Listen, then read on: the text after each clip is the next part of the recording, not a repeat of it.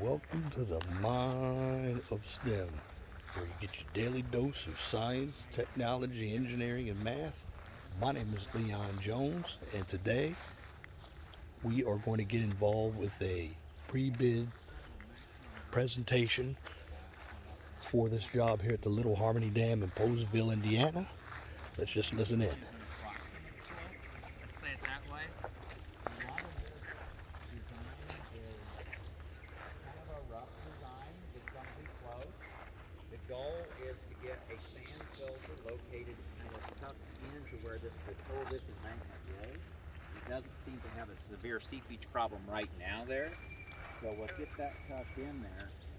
When this is all cleared and all these stumps are removed, there's still going to be residual roots left behind. Residual roots are always going to be, you'd have to take it all the way out to get rid of them. And so there's always going to be that issue. That sand filter will help with that. And also the 4-to-1 slope, or a flatter slope, is going to help the property with managing it so we don't get tree growth on it again. We have to avoid that. They can mow it readily. Yes, they have to be able to.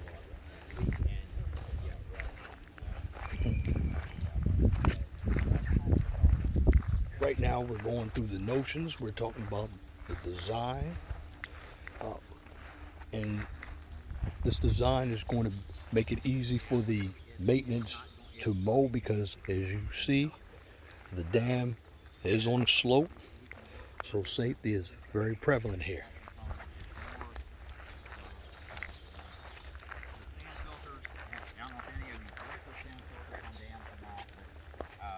Sand filters are there to catch seepage and prevent material loss through seepage. So if the sand, first we see a textile that has a tendency to blind, the sand is not so subject to blinding.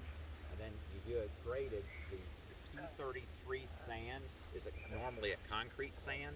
It has a gradation that is about what you're seeing on those specs. You should be able to find it.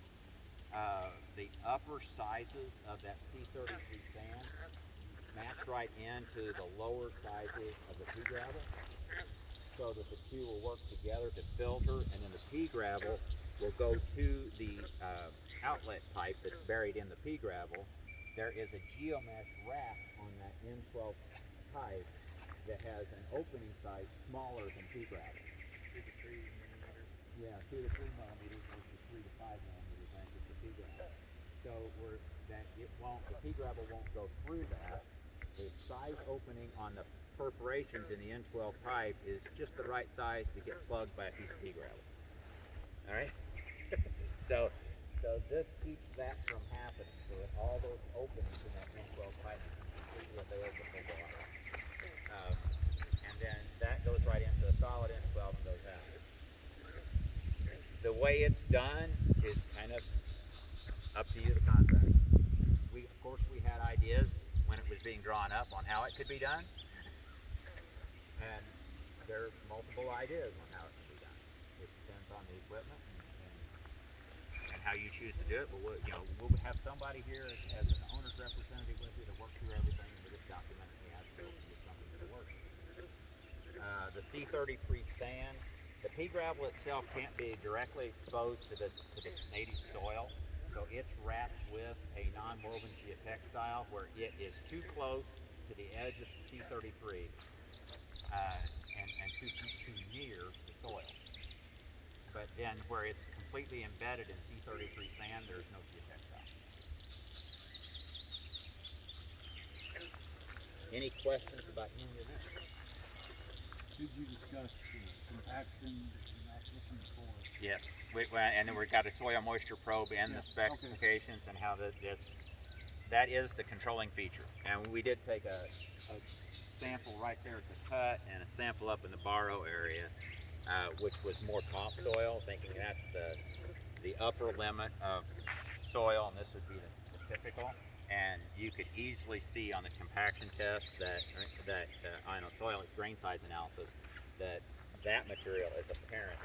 This is the parent material for that. And they were almost exactly the same. Just a little more organics than that with 50% in topsoil. But it's all the same material. And the state parks person that just retired has done an awful lot of excavation of it. Almost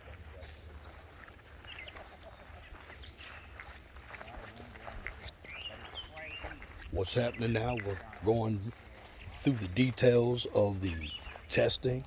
Have to make sure that the soil is very good because this dam is a geotechnical dam. And when we talk about geotechnical, we deal with soil material.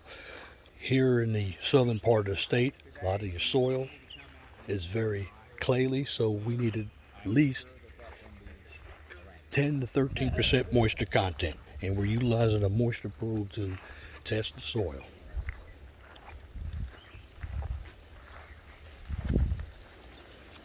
Yeah, there you have anything. I talked about this slope here. See how you think it's a compaction issue, but probably as much as anything that has been a problem. The crest is not uniform, it's going away a little bit, it's this way. That's not the way.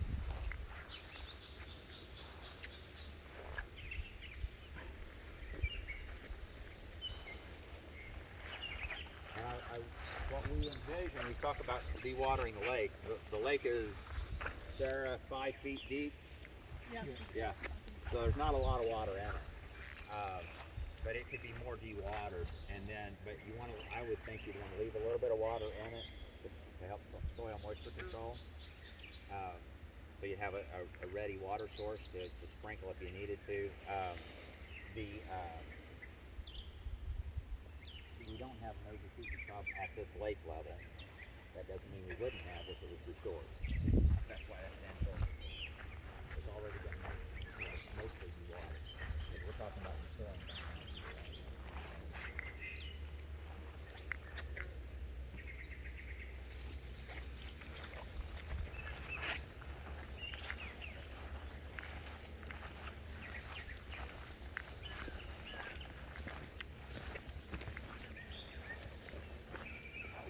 Now what I saw when we were doing some of the planning on this was a lot of that crest would also be used as borrow at the bottom to begin with, and then the crest would be rebuilt at the end in order to have a workable geometry. It's so small, so confined. That doesn't mean that's the way it has to be. All the compaction has to be done on a horizontal plane though. We can't be compacting on grade. We're going to be compacting on a horizontal plane and then do final on grade. And then all the bar will be coming right in this way, which is right through the auxiliary spillway. So what we're saying is there's the auxiliary spillway just gets restored to the there's a lot of different ways you could place that too. The front face is covered with Fleximat, if you're familiar with there. It's a product that doesn't normally get used for wave protection on dams, but this isn't exactly a normal dam. And it does get an awful lot of foot traffic. Fleximat is a whole lot easier from a maintenance standpoint to weed whack over the top of, and people aren't tripping on ripping.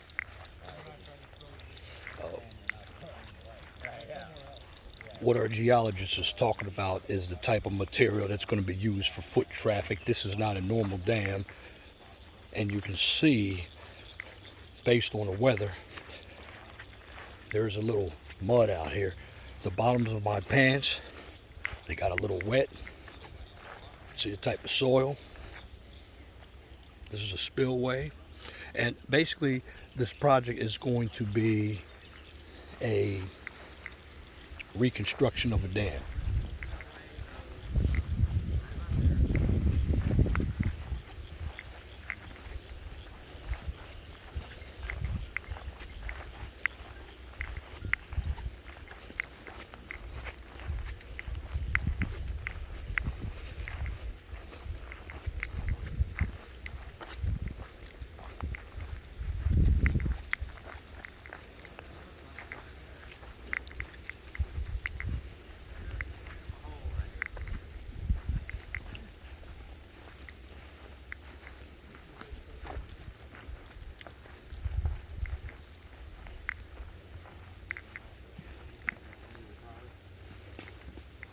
And what we're figuring on doing is possibly digging out a little bit, prepping in between these trees, keeping both trees here as goal posts. They're going to hold that soil back around it, and then just setting the nioplast right in there. It could be a little bit that way, a little bit this way, however it fits best. And then the height-wise is in the plan. So it'll have a grade down through here, dropping into the top of the nioplast structure, going to the bottom, it's got a split stump on it, it's going out, and so pipe a few feet, covered with rock, stabilized with rock. The N12 discharge pipe is connected to the nioplast by two stainless steel cables to make sure, because there's going to be a lot of force this direction against that drop structure and not a lot of buttressing that way. So we don't want it to work itself loose. The N12 itself has anchors every 5 feet. It's just a simple rebar, 3/8 rebar bend for shape. What you're seeing on there, what we look at is about a 10-foot long piece of 3/8 rebar just bent. So And right here, this bridge structure that I'm about to climb, it's going to be removed. Every place where you see orange tape, that means a tree or structure is going to be removed.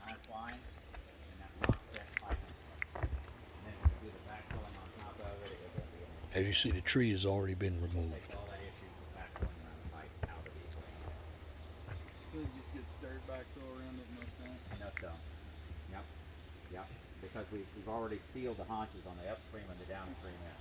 Yep. And then the downstream haunch filling, it helps stabilize those anchors to the pipe to the structure, so that we lock everything together on this lower section here.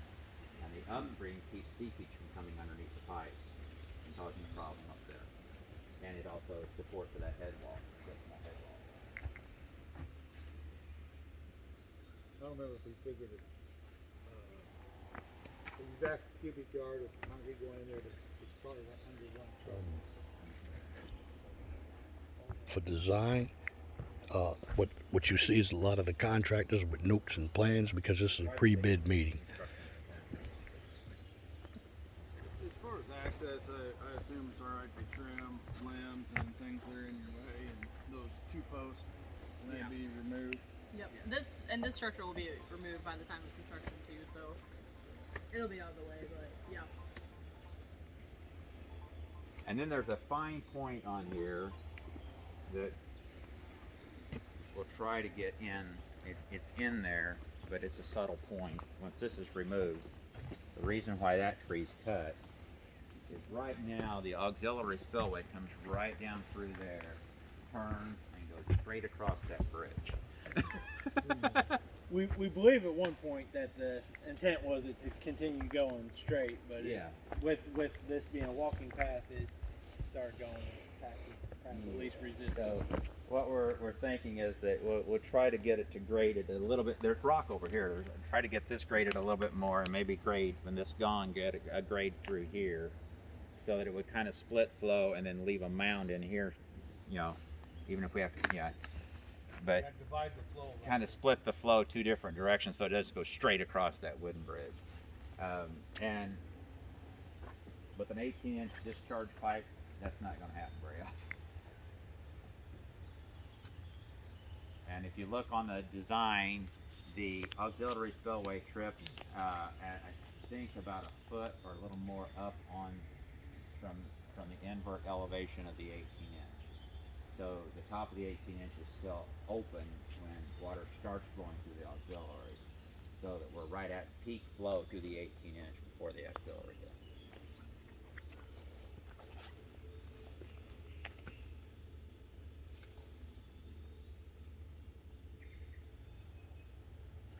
Hey, it stopped raining.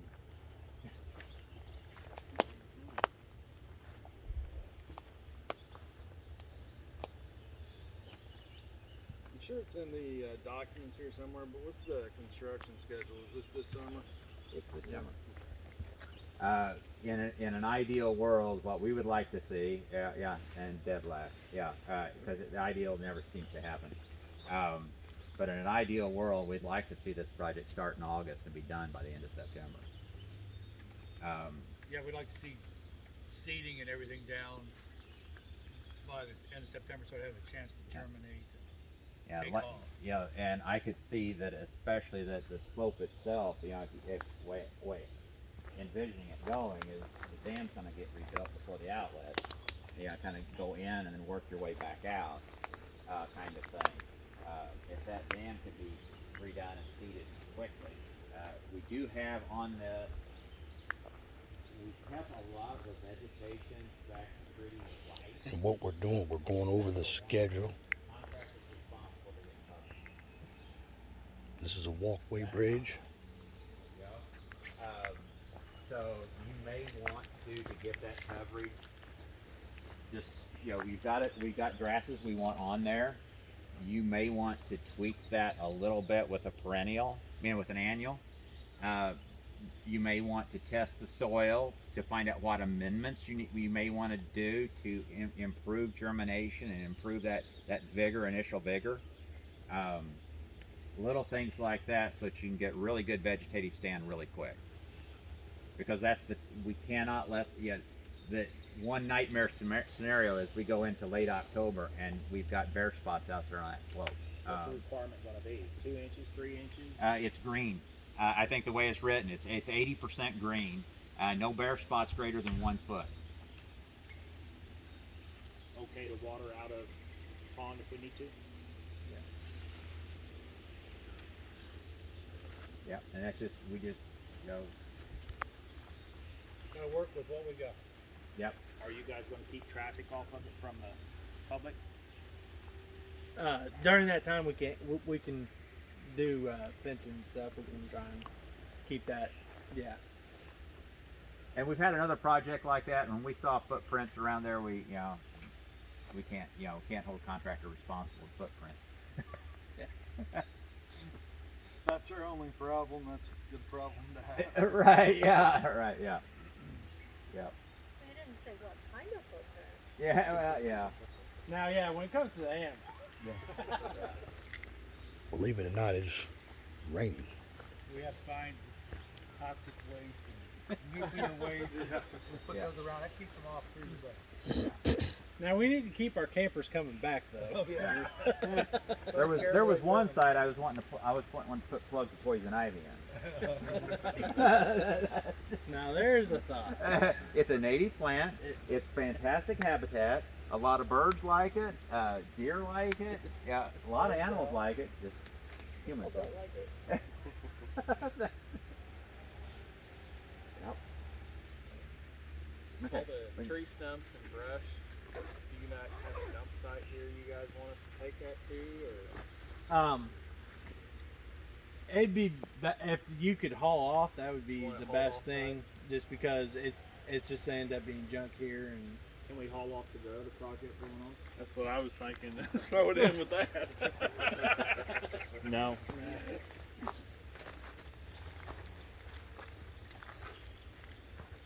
Hopefully, maybe in a year or so, you'll be seeing stuff going after that.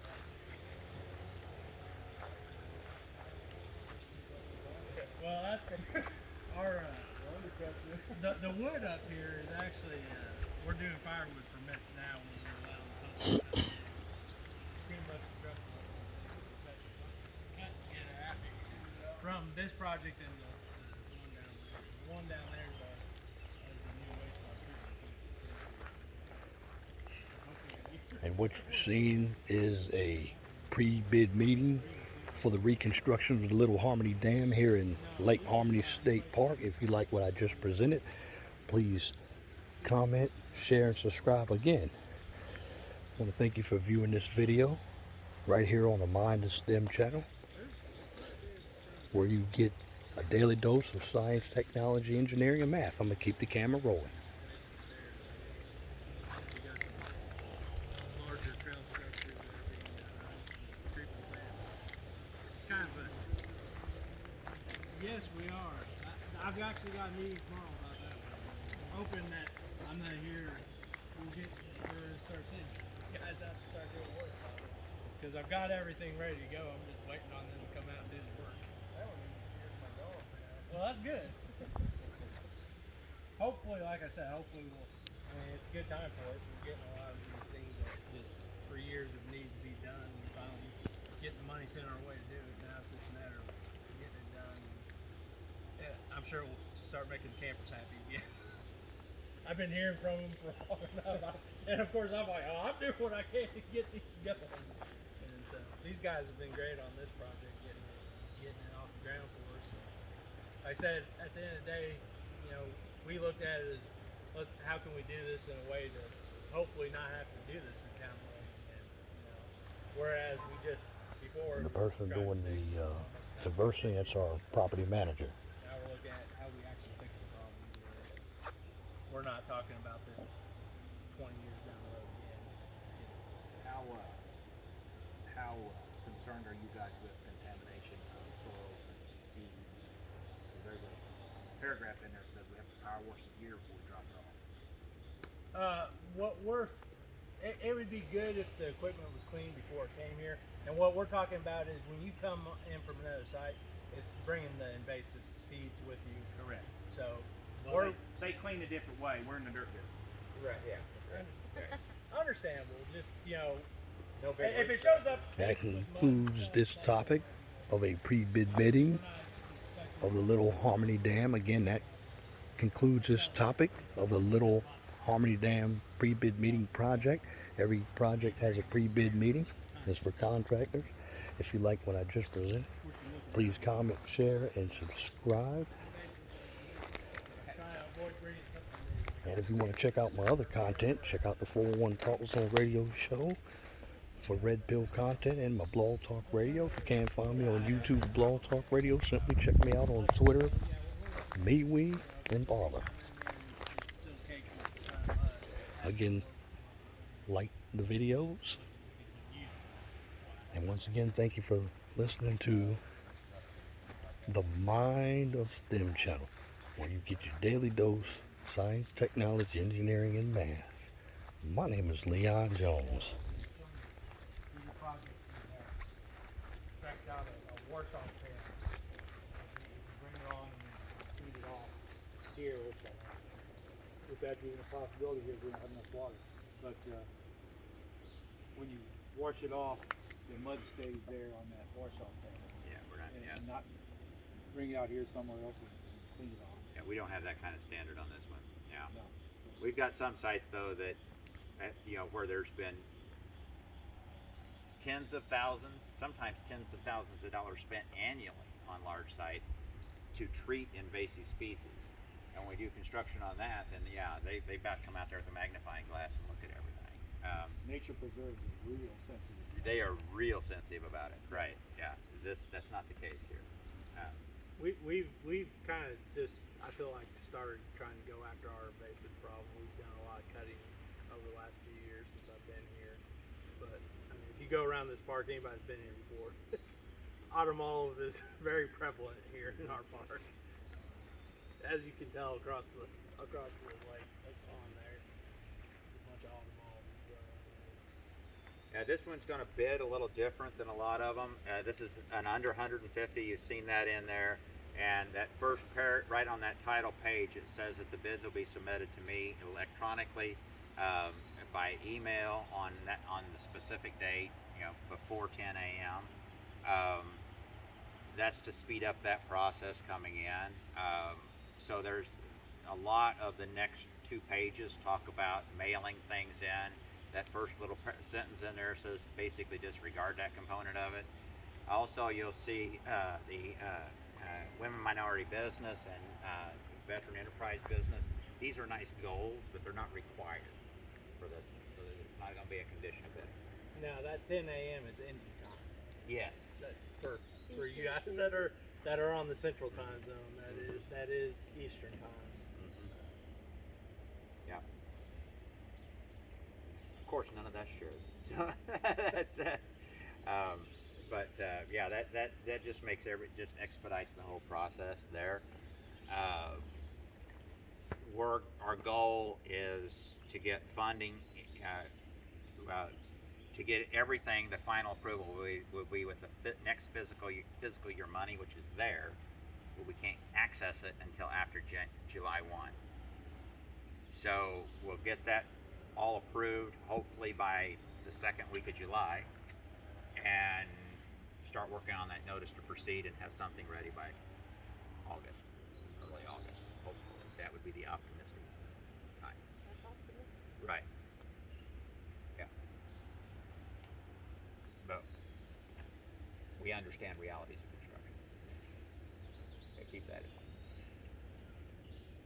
If at any point after today, you know, up to that bid time, somebody needs to come back out just to relook at anything, just let our technician know that you're here to look at the dam project. Know what you did.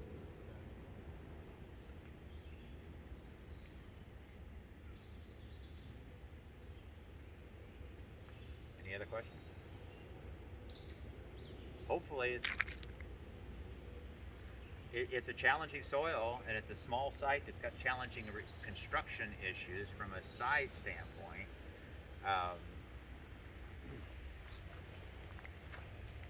Hopefully it's a straightforward set of plans. Okay. If you have any questions, send me an email. Don't call.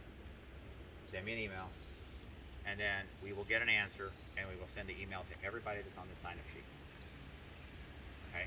We will not answer any questions to an individual. Right? So distribute the After today. information to everybody at Approved. the same time. Right. And that's one the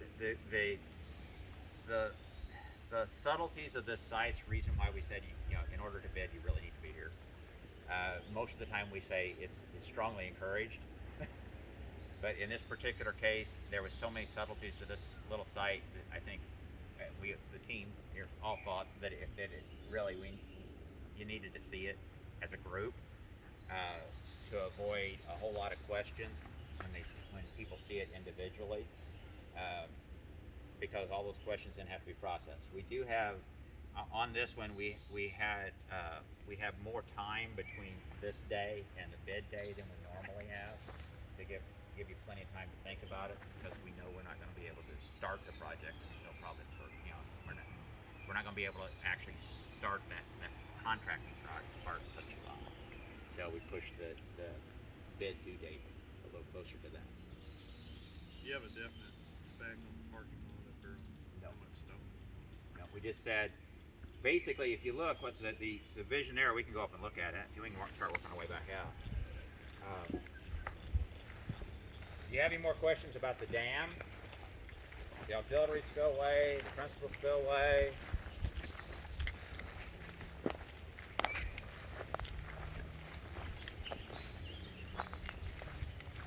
Yeah, the posts that come out, of course. This is obviously very steep. Doesn't need to be this steep.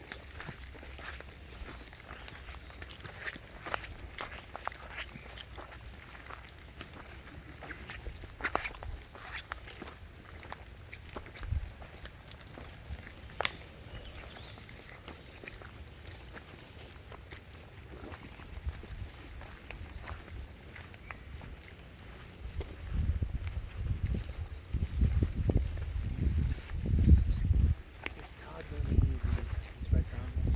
It should be. He has. It's going to take a significant amount of borrow to do that backslope. And this is where it's all coming from. So this is going to be significantly lower when this is over with. Well, and when you look at the plan sheets, what you'll see is on the last, next to last sheet is the erosion sedimentation control sheet. What you'll see there is the vision there is that the gravel that's there will be bladed to the upslope areas in a U shape to expose the material underneath. It'll be borrow, and that will deflect flow around the borrow site if it does rain. So it's part of the erosion sedimentation control, but it's also the stockpile. So you'll have more gravel to stockpile than you'll need to do the erosion sedimentation control. but it's just kind of the handy place to stack it anyway, because you're going to have to bring it back over when you get finished. And then what we said is just dress it up with 2 inches of NDOT 53s. Once we get to a grade that'll work as a parking lot, just dress it up so that and down the road, if there's more rock added, that'll be a property issue.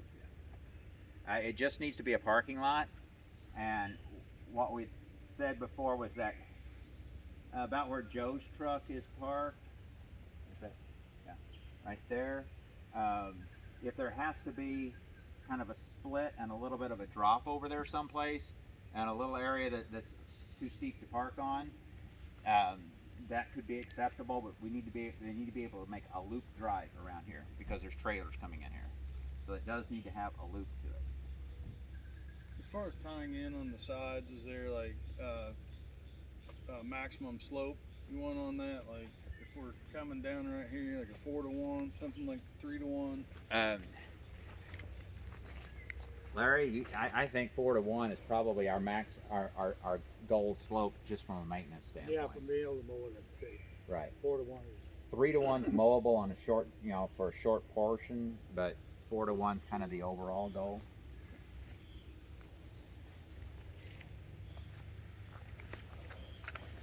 I don't think that's 4-to-1. And then just to clarify, beyond where the parking, the island is there that's got grass and stuff in it, the things on the other side of that are to be maintained for parking because that's where all your visitors coming into the campsite. That's where visitors need to park. You're only working with the gravel this side of that grass pile. Yeah. And that will be active during the construction season. That's right in the middle of camping season. And any visitor to the campground is going to have some place to park, and that's the only place they got. So this side of the parking lot will all be available for construction.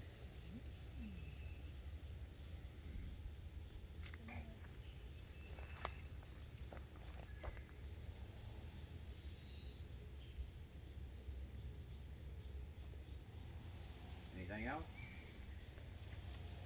And clarify on what our erosion control permit status is. I did. Okay. This is one. Yeah, it was right for you. That's what we Yeah. opened up with. This is one of the few projects, the only project I've ever worked on. We have no permits required, and just because it's so small, and we intentionally kept the disturbed area under 1 acre to avoid Rule 5. We're doing our best Mhm. due diligence and best techniques we can. So if somebody comes by and says, well, you have Mhm. silt fence or logs or whatever keeping the sediment from going away, because you'll have people that